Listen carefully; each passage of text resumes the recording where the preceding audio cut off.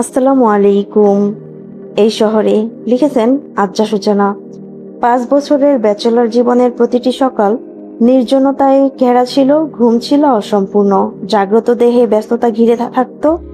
ফরহাদ কিছু ঘন্টা পূর্বেও একা ছিল। হুট করেই রীতিনীতি বদলে নতুন মোড় নিয়েছে জীবন। চোখ খুলে আর নীরব চার দেয়াল দেখতে হচ্ছে না। সামনের দৃশ্য মনোমুগ্ধ করার সকালে দায়িত্বশীল একজোড়া নারী হাত যতনে কাপড় ভাঁজ করছে, দুহাতে স্বর্ণের বালা, চুলে ঝলমলে রোদের আলো আলো পড়ছে তার। ফরহাদ আধখোলা চোখে দেখলো তাকে, শুধু দেখেই গেল নীরবে। এলোমেলো কাপড় ভাঁজ শেষে সরে যেতে চাইলে ফরহাদ হাত টেনে ধরে ঘুম ঘুম কণ্ঠে বলে, আমার চোখের তৃষ্ণা মেটেনি রূপা, আর কিছুক্ষণ এখানেই দাঁড়িয়ে থাকুন। আচমকা এহেন আবদারে হকচকিয়ে ওঠে শিরিন। শিরিন ভেবে নিয়েছিল ফরহাদ ঘুমিয়ে আছে। চিন্তা করেছিল সে জেগে যাওয়ার আগেই বেরিয়ে পড়বে ঘর থেকে, কিন্তু সেটি আর হলো কই। মহোদয় তাকে টেনে এনে নিজের পাশে বসিয়েছেন। নিজের গায়ে ভালোভাবে কম্বল টেনে কোলে মাথা রাখলো, বলল, সকাল এতটা সুন্দরও হয় বুঝি? শিরিন কথার অর্থ না বুঝে শুধায়, মানে? আমার ছোট ছোট ঘর, এই শীতল মৌসুম আর আপনার স্নিগ্ধতা। শিরিন এখনো কথার পুরো অর্থ বুঝেনি, ফের প্রশ্ন করলো, কি বলছেন? ফরহাদ দীর্ঘ নিঃশ্বাস ফেলে বলল, বড্ড অভ্যস্ত আপনি। কেন প্রেমিক হৃদয়ের কাব্যিক বাক্যগুলো আপনার বোধগম্য হয় না? কারণ আমি আপনার মতো বই পড়ুয়া নই। কালে ভদ্র দুই একটা বই কিনি, সেটিও পড়া হয় না ঠিকঠাক। আমার বইগুলো আজ থেকে আপনার। শিরিন ঠোঁট টিপে প্রশ্ন করে, শুধু বই? বই, আমি এবং আমার সবকিছু। ঘুমে জর্জরিত রক্তিম চোখগুলো তুলে দেখালো ফরহাদ। শিরিনের চোখও সরাসরি সেখানেই গেল। রুহ কেমন করে যেন কেঁপে ওঠে। এরূপ লালাব চোখ তাকে বিমোহিত করতে শুরু করেছে। আগের ফরহাদের চেয়ে এই ফরহাদকে তার বেশি সুন্দর বলে মনে হচ্ছে। শিরিন হাত বাড়ালো আপনা আপনি, হাতটি তার গালে গিয়ে ঠেকে। এই যে অগাধ ভালোবাসার জন্ম দিচ্ছে নারী হৃদয়ে, সে খবর কি ফরহাদ জানে? ফরহাদ শিরিনের হাত টেনে নিয়ে নিজের গালে রাখলো, আলতো করে চুমু খেলো হাতের পাতায়। শিরিন দৃষ্টি নামিয়ে বলে, কিভাবে চলবে সব? আপনার উপর এখন দুজনের দায়িত্ব। আমি চাইছি আপনাকে সাহায্য করতে। সাহায্য? কেমন সাহায্য? সংসারের দায়িত্ব আপনি একার নয়, আমিও পালন করব। করুন, না করেছে কে? আমি চাকরি করব। ফরহাদ শিরিনের মুখের দিকে চেয়ে কিছুক্ষণ নীরব রইল। মেয়েটি নিজেকে বোঝা ভাবছে কি?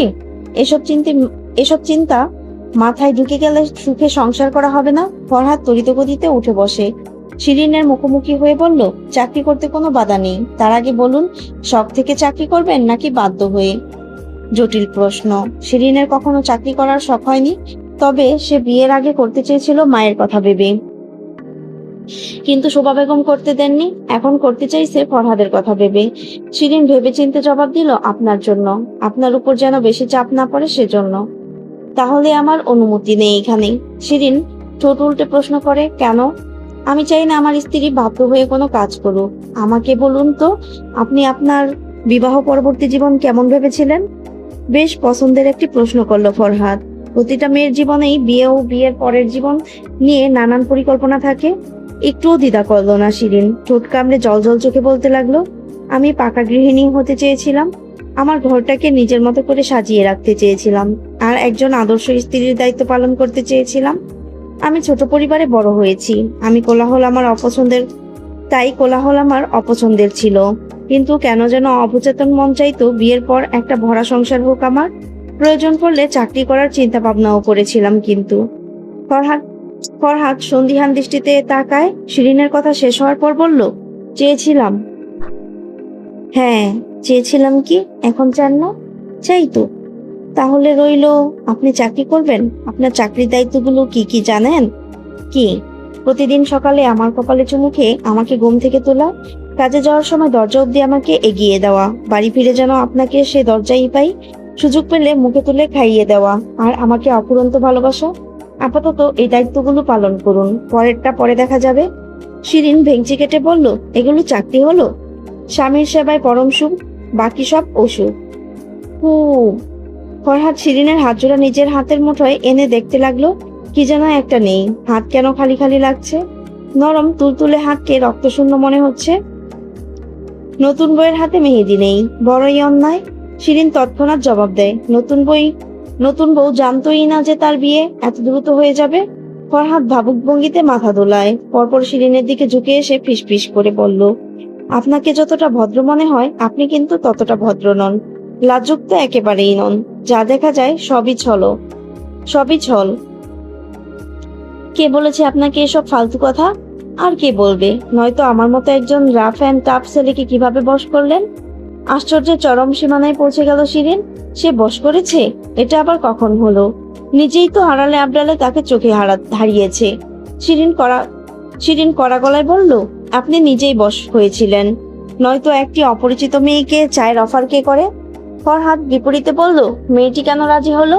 ছেলেটি কেন বই ফিরিয়ে দেওয়ার বাহানায় আরেক কাপ চা খেতে চাইলো? ফিরিয়ে না দিলেও কি হতো? শিরিন ফিক করে হেসে বলল, বিয়েটা হতো না হয়তো। আপনার ডেস্টিনি কিন্তু ভালো খেল দেখালো।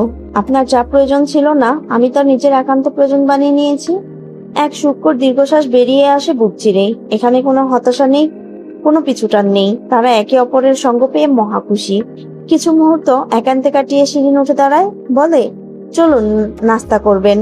নাস্তার টেবিল বর্তমানে এই বাড়িতে নেই, কিন্তু ছোট একটি ডাইনিং এরিয়া আছে।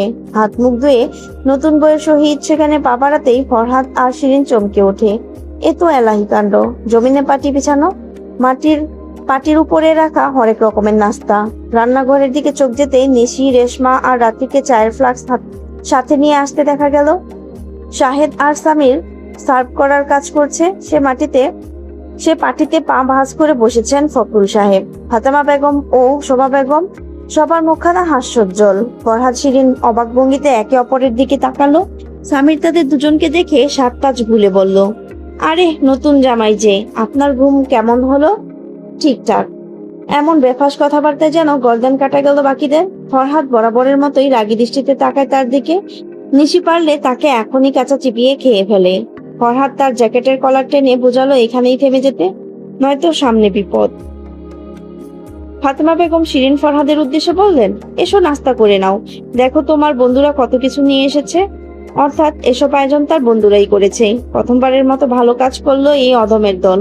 ফরহাদের মন আপাতত এটাই বলছে, কিন্তু মুখ ফুটে প্রশংসা করা যাবে না, করলেই শেষ। ফরহাদ চায়ের কাপে চুমুক দিয়ে আমতা আমতা করে বলল, রাত 11টায় আমাদের ট্রেন। ফখরুল সাহেব প্রশ্ন করেন, ট্রেন মানে? মানে আমরা বাড়ি যাচ্ছি। শিরিন কিছুটা অবাক হলো। বাকিদেরও একই হাল। ফরহাদ নড়ে চড়ে বন্ধুদের দিকে তাকালো, বলল, অবাক হচ্ছিস কেন তোরা? যা ব্যাগ গুছিয়ে ফেল, তোরাও যাচ্ছিস? ফরহাদের কথায় কারো মাথা কাজ করলো না। তারাও যাচ্ছে মানে? এই প্রশ্ন ঘুরপাক খাচ্ছে। ফরহাদ তাদের হতভম্ব মুখ দেখে বলল, নিশি, রাত্রি আর রেশমার ফ্যামিলির কাছ থেকে বাবা অনুমতি নেবেন। আর রইল সামিরা, শাহেদ, ওরা এমনিতেই বাউন্ডুলে অনুমতির প্রয়োজন নেই। আমার তরফ থেকে তোদের জন্য আমার ওয়েডিং ট্রিপ। দ্রুত গুজগাছ শুরু কর। রাত্রি বলে ওঠে, কিন্তু? কোনো কিন্তু না, বউ নিয়ে প্রথমবার বাড়ি যাচ্ছি। তোরা না থাকলে কিছু অপূর্ণতা রয়ে যাবে। কাঞ্চনজঙ্ঘা দেখবি না?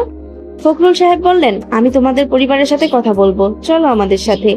সকলের মনে কাঞ্চনজঙ্ঘা দেখার এক প্রবল উত্তেজনা ছড়িয়ে পড়লো।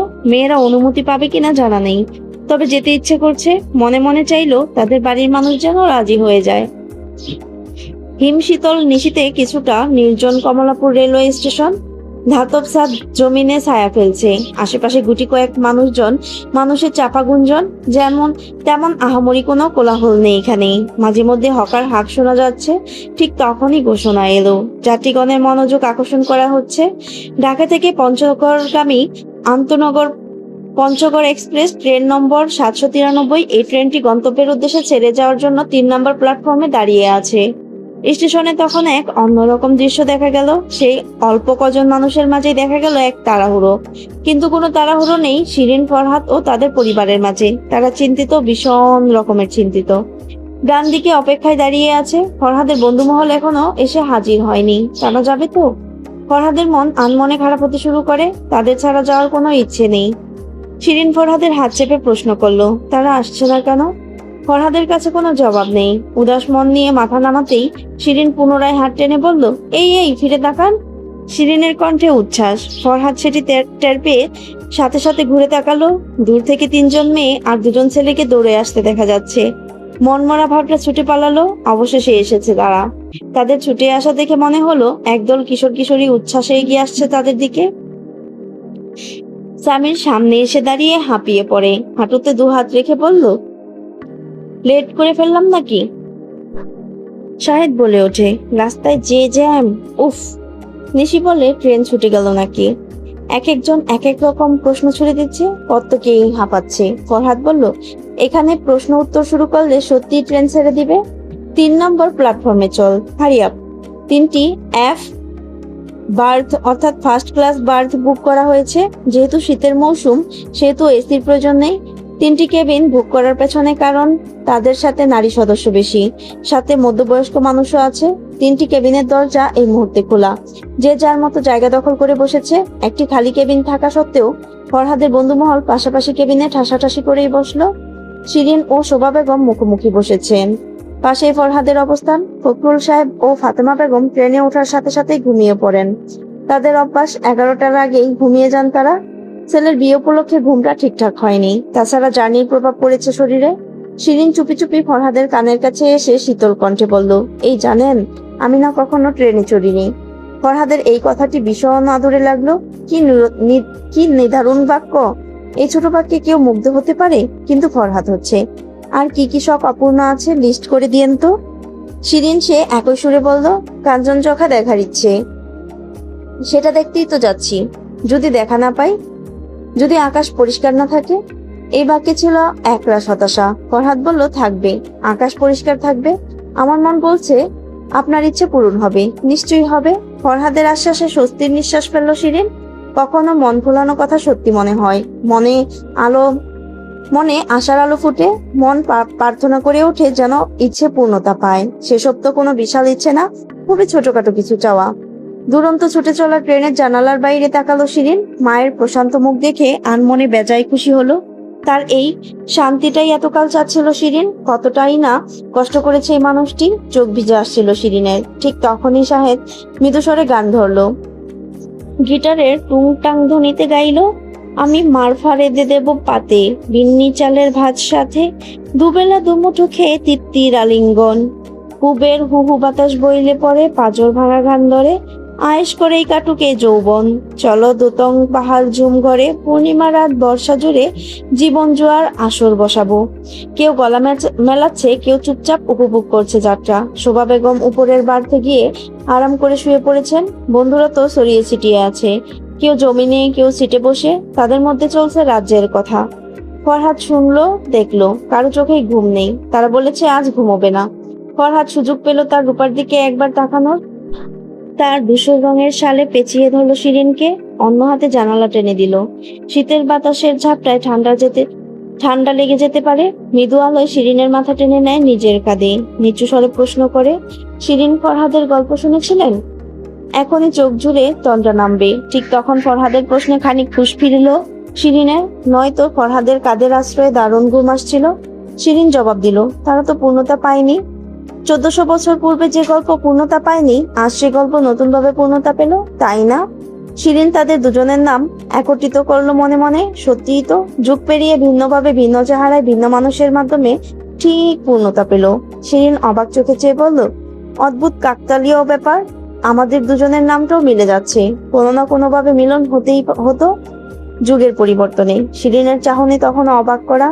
সে হয়তো মিলিয়ে দেখেনি তাদের নাম। ফরহাদ তার মসৃণ গালে হাত বুলিয়ে বলল, লোককথা অনুযায়ী সে যুগে শিরিন ফরহাদ না হয় অপূর্ণতায় নিঃশেষ হয়েছে, আমরা পূর্ণতায় বাঁচবো। দ্রুতযান ট্রেনটি যখন দেশের উত্তরের দিকে ছুটে চলল, তখন শীত তার আসল দাপট দেখাতে শুরু করেছে। পঞ্চগড় এক্সপ্রেস ছুটেছে পঞ্চগড়ের দিকে, বাংলাদেশের শেষ প্রান্তের দিকে। ভোরের আলো ফুটেছে, তবে সেখানে জায়গা পায়নি সূর্যের কিরণ। চারদিকে ধোঁয়ার ন্যায় কুয়াশা, চোখের সামনে সবকিছু অস্পষ্ট। তবে মাঝে মাঝে কুয়াশার আস্তরণ ভেদ করে সবুজের সমারোহ কালচে লাগছে। শিরিন কেঁপে উঠল তীব্র বাতাসের ঝাপটায়। তার এই আনন্দ বোঝাবার মতো নয়। এই ছোট্ট ট্রেন ভ্রমণেও বুঝি এত আমোদ। প্রবেশদ্বারে ঠান্ডা হাতল শক্ত করে ধরে আছে শিরিন। হুট করেই পেছন থেকে এক শক্তপোক্ত হাত এসে হাতের উপর জায়গা নেই, সাথে তার প্রিয় শালের উষ্ণতা, যা এখন শিরিনের প্রিয় অনুভূতি। ফরহাদ শিরিনের মাথা ঢেকে দিল, সাথে শরীরও। ওয়ান টাইম কাপে চা এগিয়ে দিয়ে বলল, একাকী শীতের সকাল উপভোগ করা অন্যায়, যখন আপনার প্রিয়তম আপনার সাথেই উপস্থিত। লাজ বলে ফরহাদের প্রশস্ত বুকে মাথা এলিয়ে দেয় শিরিন। ফরহাদের হাতের বাঁধন শক্ত হলো। চায়ের কাপ হাতের ঠান্ডা ভাব কমাচ্ছে। দু এক চুমুক নিমিষেই দেওয়া গেল। অর্ধেক খেয়ে বাকি অর্ধেক ফরহাদের দিকে এগিয়ে দিয়ে বলল, আমি প্রতিটি সকাল আপনার সাথে দেখতে চাই।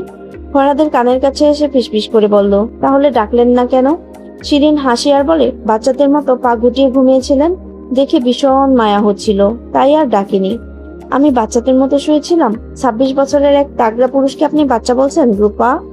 হ্যাঁ বলছি, তবে আজ আমার মনও শিশু হয়ে উঠেছে। ইচ্ছে হচ্ছে পাগলের মতো এদিক ওদিক ঘুরে বেড়াই, প্রাণ খুলে উপভোগ করি সবটা।